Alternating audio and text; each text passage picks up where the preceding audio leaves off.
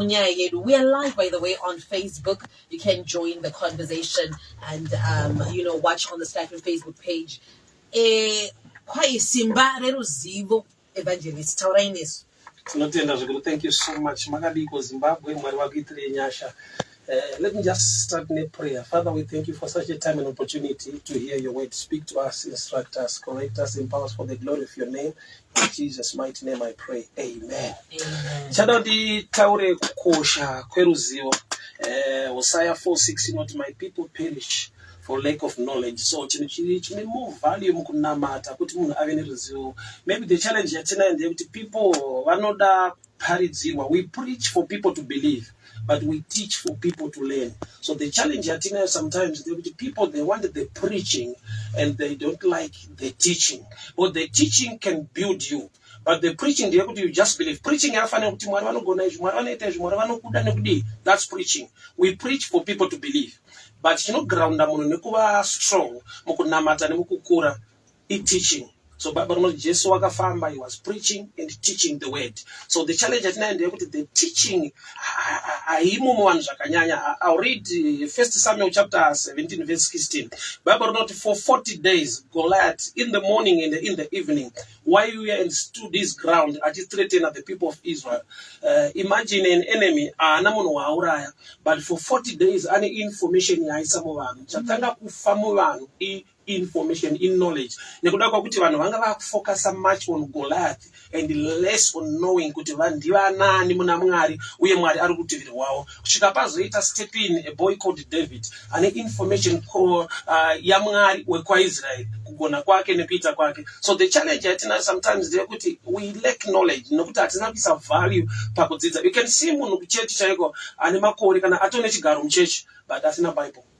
Kana Bible akava naro ana notebook, which means ano enjoy the preaching but he does not want to learn go teaching side. Nekuda kwekuti azvimo mwana is nature yavanhu, but munhu kuti akure uye nekuziva zvinhu zveupenyu unotoda information, the right information, valid information for you to stand and do things. Information ikashaiba zvikuru sei kuziva kuti umborani kana wagamuchira Kristu, umborani muna Mwari, unogona kuitei, une nyasha dzipi nezvakaitwa mauri. So most of the times ndeyekuti tine information yezvakati surround, hatina information yezvatiri. We don't know ourselves in him, but we know information zvakawanda zvemunyika, zveeconomy, zvebhora, zvechi. But information muzati inini mborani, ndakauya panyika kuzodi purpose yaMwari, destiny yangu chi, izvo zvomuwana zvimo. Saka Goliath wakathreatena vanhu vasiri supposed kunge vachithreatenwa for 40 days, but vanhu vakamupa that room, ukacreate a room mulife mako yekuti you learn much outside, oshayiwa a room yekuti unodzidza iwo zvauri nekuziva kuti Mwari wakakuitirei. There are times yekuti unokundikana muarea yaunofana kunge uri successful, because time yakanetsa Goliath time yekuti Saul was ruling, he was the leader kwa Israel, and he was gifted to deal with Goliath. Nokuti Mwari havatendere kuti chinouya kwauri chiuye chichikukunda. You are wired and designed kuti chaunosangana nacho une grace to overcome, but ndokunge wakuziva kuti iwe umborani. So Saul is a Benjamite. 1 Chronicles 12:2, you know that the Benjamites were gifted to throw stones. They were gifted to throw stones. And the chakawa Goliath idombo rakakandwa na David. Yet David was not gifted. He was not gifted to throw stones. My testimony at David anotariza kuti akauraya bere, akauraya shumba kwete nematombo, fighting. But this time arikufesa munhu anda kutemwa nedombo. So the hint or the tip akaitora kupi wakangostarta kuti wacho arikutadza kuuraya Goliath ari gifted muarea ipi. Nekuda kwakuti gift yauinayo yakadesignwa naMwari kuti ikuite an overcomer challenge yaunosangana nayo. So David tip yake kutauraya Goliath, it was through Saul who was failing. So sometimes people who are failing, they are the right people, very designed, very gifted and wired kuti vabe successful in life. But nekuda kwekuti havana kutsvaka kuziva kuti vambora nani, vanogonei, vanozive sei Mwari wakatendera kuti vapinde musituation idzodzo. So nyaya ye-knowledge ikashayikwa munhu, ruzivo rukashayikwa munhu, munhu anogona kukundikana muarea yaari supposed kukunda. Nekuda kwekuti vazhinji patinouya kuchechi vanhu vanoda kunamatirwa kuri right, but kunamata uye nekudzidza kwakanakisa. I've seen people kunge pachallenge issue poverty. Munoziva nekuti prayer haidzinge nhamo, prayer inodzinga mweya wenhamo, chinodzinga nhamo kushanda. So when people don't know how to work, prayer haidzinge nhamo, inodzinga mweya wenhamo. But chinodzinga nhamo is what you do. nekuda kwekuti ukanamatirwa dhimoni repoverty rikaenda iwe ukasahodha ukasatengesa unoita nhamo usina mweya wetsvina nekuda kwekuti iwe wacho hauna kuzova neteaching yekuzoti chinopedza nhamo nechinodzinga mweya wenhamo, two subjects dzakasiyana. So the church now ine challenge yekuti people are migrating, vari kutura kutransfer, vari kuchinja machechi uku kuri pawafunda akuenda unonomatirwa kubatwa musoro usina kubatwa mukati memusoro i-halfway deliverance. Nekuda kwekuti kubatwa musoro uri kunamatirwa, kubatwa mukati memusoro uri kupiwa information inoita kuti uve nestrength and stand and do things. So muchaona kuti nekuda kwemasituations nekoma kweupenyu vanhu vanonyanya kubatwa musoro wacho, vanotoda kunamatirwa, vanhu vanotoda kuti dai mufundisi aita zvakati aita zvakati. But nyaya hombe ndeyekuti people must give time, ngavazvipe nguva yekugona kugara pasi vachidzidza vachigona kuziva kuti izvi zvinofambiswa sei, izvi zvinoitwa sei, izvi zvinoitwa sei. Nekuda kwekuti life iri practical, although life iri spiritual, but the other side yacho iri practical. That's why I always tell people we are not heavenly minded to be earthly useless. We are heavenly minded to dominate earth, which means the information yatinofanira kuita acquire on the ground yatinofanira kushanda nayo kuti zviitire zvakanaka. I'll give you an example. Tikaita crusade, I believe in the God of miracles. Vanesa vanotenda mina naye Mwari, but ndikati vanhu hendi kunamatira pakauya munhu ndikamubata musoro ndikati from today be an engineer or be a doctor. Mune nyangu ane kutenda kuri mahari pane kakudhauta kanopinda mahari kekuda kungoziva kuti mana usina kana grade 4 grade 7 be engineer azviite kuda kuti une information yaunoziva naturally kuti kana pakauya chinhu chiri empowerment spiritually pane hindrance inobva nekunatural side nokuti pane zvinoda kudzidzwa nekuti zviitwe kuti masuwa azaruke muupenyu. So the challenge of the church today, we lack knowledge. Knowledge haisi preaching, knowledge iri teaching.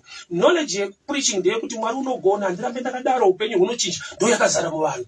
But kuti ini ndakasumuka I receive kuti ini ndichagonei hazvina kuudzwa munhu akangodzwa kuti Mwari anogona kuramba ukada gore rino nderako. I want to tell people mathimu ari right, gore rino nderako, but mugore racho unenge uchiitei mugore rako racho, because kana usina zvauri kuita mugore iroro thimu haimbokupa chinhu. Thimu yataurwa kuti kanzi gore rino nderako, be fruitful, multiply, gore remultiplication. Multiplication is very tricky. Anything, any number, any figure times zero ndi0 kana pakadeclare makomborero million, as long usina chauri kuita hapana chinobuda. At the end unochinja church. But one thing I know chandakadiscover, munhu akachinja church haachinje bhaibheri raishandisa orati ari kutoratidza kuti ndini ndiri dofo zvangu, information iripo but ndine nharo ndinongofunza kuti pamwe pane chechi iri special. The special thing pakunamata Mwari is for you to get information, kuva neruzivo. Jesu wakakunda Satani aitaura achiti zvakanyorwa zvichinzi, a written word. Kuda kuti Jesu ari Mwari, mweya washe uri pamusoro pake, kuverenga hana kuregera nekuda kwekuti aikota zvakanyorwa zvichinzi. The devil chakamuita sketch kamubvisa pana Jesu kudhila nemunhu ane information, knowledge iri mumunhu. Saka vamwe vazhinji vanofunza kuti aiwa ukadaro ndezvemafundisi zvekutsvaga kuverenga bhaibheri nekuda kuziva nekuda kudii.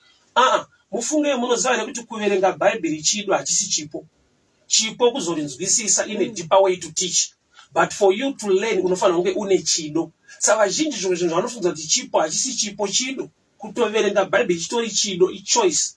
But vazhinji vanokuti ndezvemabhaibheri ndezvemafundisi because vane zvipo zvacho. No. The church must come to a level yekuti munhu anofanirwa kunzwa nzara nenyota yekuda kudzidza, kunzwa nzara nenyota yekuda kuapa information, nekuda kwakuti kana Mwari achiti vanhu vangu vaparara, istatement yekuti akatobvuma Mwari kuti uri wangu, but ari kubvuma futi kuti pachikwata chiri kuparara uripo.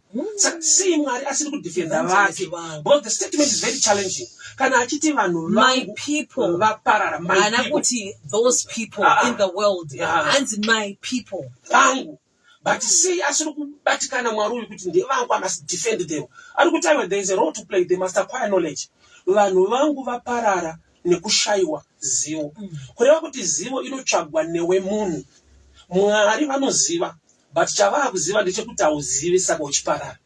Saka statement rekuti hamunoti Mwari hazive, it's true, Mwari anotoziva kuti hauzivi and anotoziva kuti uri kuparara. So which means there is a role to play. You must acquire knowledge. Waita acquire knowledge and you must know what to do. Dambudziko redu rikangogadzirisika pateaching, muchaona kuti the preaching yacho inobva yava nemaresults. Because preaching yekunzi upenyu hwako haurambe wakadaro Mwari ane tsitsi newe nenyasha newe haimbofa yakava effective usina teaching yekuti zvava netsitsi neni upenyu hwangu kuti huchinje inini wacho ndoitawo semunhu. Saka dambudziko remunhu kazhinji rinongopedzwa kana adiscover zviri maari. For example, Adam was lonely in the garden. Mwari vakatsvaka mubatsiri kumwe kwese ndokubva vashayiwa. Bhaibheri ndokubva rati asi vakamuvhura parutivi rwake vakatora mbabvu yake. Which means solution yedambudziko remunhu yakawanikwa mumunhu ane dambudziko. So dzimwe nguva dambudziko rauinaro ipicture yekuti ndione answer yacho iri hidden in you. So Bible rinobva rati and God opened the sight. Mwari vakavhura parutivi vakatora mbabvu. That there is something in you that can help you. Pese pauri kutsvaga help from outside, learn to kumbotarisa mauri kuti sei Mwari vakandisika vakandisa munyika yeZimbabwe mumhuri yandakakurira yakadai munzvimbo yakadai ndikasangana nevabereki vakadai hama dzakadai sei, because zvese zvaunofungira kuti madisadvantages inyaya yekuti uri kushanda nazvo outside knowledge. But ukatsvaka information inside, Mwari une zvikonzero, Mwari unoviga zvinokosha mumudziyo wefu. So munhu akatsvaka knowledge akatsvaka information, saka Goliath chaakaita hana munhu waakauraya. Goliath akaisa information mwana. Power information nderini. Chinhu chaunonzwa kusende manheru becomes part of you. Even usingachifarire, even song yausingade ikaridzwa kwenguva refu inoita hit mauri. Why? Because ndo chinhu chauri kuramba uchiresa. So for 40 days, Bible rangu ratoti in the morning muchingomuka muna Mr. Goliath vari kupopota. Manheru mada kundorara message ya Mr. Goliath yekurara. Right. Saka unomuka uchinza usi chinu, orara uchinza usi chinu. Panokwana 40 days unenge wakutotaura wega kuti shuwa handisi chinu. Why? Nekuda kwekuti ndo zvawatenda, ndo zvawaudzwa, ndo zvawararama, ndo information yetwa pass on to you every day upenyu hwako. Zvoreva kuti pari kungoita step in David. Number one advantage ya David, haana 40 days dzaakaspenda achinzwa zviri useless. That's powerful. Yeah, he's a new guy in the camp. So sometimes in life, munhu anokudza makuhwa ndiari more dangerous. Because zvimwe zvinotaurwa usiku zvikasasvika kwauri, it's not a problem. Saka pamwe pacho paunozobuilda hasha nekuzodini une munhu akuudza, imwe information iri dangerous. So information ya Goliath yekuti hamuna zvamunoita, varanda vaSauro hamundikunde, yakapinda munzeve dzevanhu vakairarama. A new guy asina information here akangozvinzwa once ndokubva azvichallenja. Kureva kuti you need a mind inokuudza kuti ndakutsvakawo information ine chekuita nezvangu nezveupenyu hwangu. Nekuda kwekuti David unotoziva kuti Mwari uyu ndine matestimony, ane zvokukunda kwaakandipa, Mwari uyu ane simba, ane nyasha. So akasvika paextend yekuti kutungamirira kwaiita Israel, he was not the one now leading Israel. The one who was leading Israel at time yakaya David mukeni, it was Goliath. Nekuda kwekuti so aishanda neinformation ya Goliath. Akatoti aiwa Goliath imhari yakabva kudhara ichirwa, Goliath anozodai kurati advert ya Goliath yanga iri within the camp of Israel. Instead yekuti camp of Israel itaure pamusoro paMwari nekugona kwake, vanga vakutaura simba raGoliath nekukunda kwake nekugona kwake, to an extent yekuti so he was now a puppet kumessage. Saka uchanoti vanhu vazhinji muupenyu anotaura zvaakataurwa ende ndo zvaari kutotenda kuti asiri mabva kuri tingaitei nyika ino haisi yedu nekuzodii. I always challenge people, munhu vanoti takabva kuMalawi kuti tingaitei muno, maChina akabva kuHong Kong. Distance haisi nyaya. Uzoona kuti zvimwe zvaunenge information yawakaudzwa, uzaona kwaunoenda una chaunogona, ichocho ukangochitenda chete. Power ririmo mukurarama, kubelieve, kutenda. Zvinhu zvese zvaunotenda zvine simba zvinova effective muupenyu hwako. Kusvika wakutsvaka the right information, woburitsa zvisizvo mauri, woburitsa zvisizvo. Tiri vafana tete kana takubva kumusha kuti tichiuya mutauni so ndaiona miti ichimhanya. Saka ine information. Uri mudiki kune zvinhu zvinofamba, wakura uzonoti hazvifambi. So there are times you need to grow. Une zvimwe zvinhu zvaunorespecta uchiti zvinodai, wazokura uzoti zvinhu izvi hazvidaro. Might can't kumets aripo, but kuprimary level. Secondary level maitike ndo ega ariko zvinowekeka. So there are levels in life dzekuti ukasaacquire information unoramba uchidzvanyirirwa, kwete nokuti vanhu vari kuda kukudzvanyirira, but uri type inodzvanyiririka. I will quote statement ya Steve Biko, a politician akafa kuSouth Africa long back during apartheid. Anoti the power of the oppressor is in the mind of the oppressed. Simba remudzvanyiriri riri mupfungwa dzemunhu ari kudzvanyiririka. So the devil works with that system. When you lack knowledge, you perish. The devil becomes powerful to you. Not kuti ari powerful, but unomupa power. Nekuda kwekuti ari kusecha kuti unozivei. As long usingazivi, vanhu mugarden reIden, they are down for yakabva pa lack of knowledge. Nokuti the devil anoti Mwari ari kutya kuti mukadya muti uyu munofanana. Yet they were created in the likeness and the image of God. Which means there was no need for them to eat the tree. Because already chavari kudyira kuti vafanane naye. Even vasina kudya, vakatofanana. So there are times yekuti ukashaiwa right information, the devil so anoita part newe, he takes advantage of you. And mazuva ano it's very challenging kuti even kumachurch, even mapastor, even maprophets vakaziva kuti congregation haizivawo Mwari, haina shoko rarinoziva, manipulation hainzvengeke kana une lack of knowledge. Chitsotsi nokuti vakoma vaDavid vaJoseph havana kuziva kuti ndiJozi nechibage, that's why vaibhadhara. But chakaita kuti Joseph adzorere mari mumasaga aiziva these are brothers, they lack knowledge nyangwe vane nzara. Saka generation yedu matine nzara and knowledge hatina futi, saka mari inoenda nemumasaga. Uchaona kuti tiri mugeneration kuti vanhu vanenge vachema, ndakazovharwa navo vakati vachandinamatira, ndakabvisa mari yakati zvikazodai. Munhu anobhadhara zvakabhadharwa nekuda kwokuti haazive kuti zvakabhadharwa. One day taigocha pamereki paya muchinda atengesa mabhaibheri. Bible taafarira paitavhura mukati. First page pandakarivhura ndakanaona rakanyorwa not for sale. Not for sale aitotengeswa. Ende muchinda akatoatengesa not for sale ayo. Saka muchinda ona zvakanyorwa mukati umu. Vanza vakapiwa, kune vakatanga kupiwa mabhuku iwaya. Ndwana not for sale kana kwakuno kutotengeserana. So you see kuti kune zvinhu zvisingatengeswe zvinotengwa. Nekuda kwokuti kana usina knowledge, kana usina ruzivo, the devil takes advantage of you. So church now yakamira pa preaching. Church iri kuleka pa teaching. Preaching for you to believe. Teaching for you to stand, be grounded and do things in life. Saka challenge yatinayo, knowledge yacho iyoyo manje haipo. Chaita kuti ishaikwe muchechi chi zvaunza manipulation kudzvanyirwa kwevanhu kudzikira. Saka unoona kuti vanhu vazhinji mazuva ano havachanamata. Kwete nokuti Satani anetsa, asi nokuti vakanetswa kuchechi. Bhaibheri rangu rinotaura richitiro takura ijoki rangu nokuti rakareruka, Matthew 11:29. Kureva kuti kana watakura zvaKristu, saini yekuti ndezvake, the burden must be light. But uchaona kuti mazuva ano zviri kurema, chechi inorema, zvotonyesera kudenga kwacho kuri hakupindike, zviri kudiwa zvacho kuzodii. Saka ndakaudza vamwe ndikati ukanzwa zvarema usashingirire, bvunza kuti hamuna kuwedzera zvenyu here, muridzi akati zvakareruka. It must be light.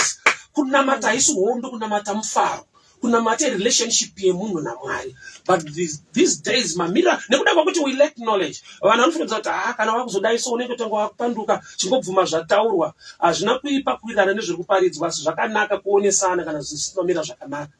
Black and white TV haina kupandukirwa nekala. Yakangouya kuzongoudza vanhu kuti asheti ndeiredi. So there are times yekuti it's good to open up, toonesana zvokwadi, we move on as the church, vanhu zvoti upenyu hutiitira zvakanaka. Wow, evangelist nguva yedu ndo yakutirasikira, but evangelist Mparinga simba reruzivo ingoti haleluya. What a powerful teaching. Thank you so much, evangelist. We really appreciate you. Kunoda kukubata any information amungade kushare nevamwe saka kuti muyende. All right, so on Facebook, my page Evangelist Simon Mparinga, also on WhatsApp 0772914701. 9147. All right, then the Maastricht, I also preach Maastricht. Saka sawa bata pa WhatsApp ne Facebook. Vanenge vane ma updates ekuti ndiri kupi. Yes. Matigonera, thank you so much. We really, really appreciate you. And what a word that has been. And Shokoranga Rini Simba just